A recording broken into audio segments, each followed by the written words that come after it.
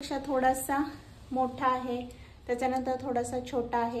हा छोटा वाला ब्रश आपण काय करायचा आहे, आउट ऑफ कॉर्नरला लावायचा आहे। हा आउट ऑफ कॉर्नर, ह्या आउट ऑफ कॉर्नरला डार्क शेड जेव्हा आपण यूज करतो ना त्यावेळी हा छोटा ब्रश वापरायचा आणि आउट ऑफ कॉर्नरला फक्त टॅप टॅप करायचा आहे, राउंड करायचं नाहीये। आपण आय शॅडो घ्यायचा आणि फक्त असा टॅप टॅप टॅप टॅप करायचा आहे, म्हणजे तो व्यवस्थित तिथे लागणार आहे शेड।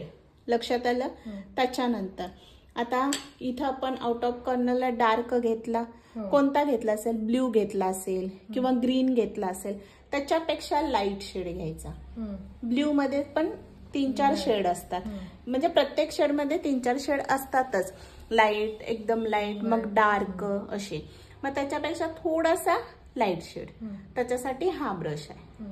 मग मध्ये आय बॉल जो आहे तिथं आपण परत एक शेड देऊ शकतो किंवा फक्त आउट ऑफ कॉर्नरला घेऊन आपण मध्ये काय करू शकतो, शिमर लावू शकतो शायनी बोटांनी।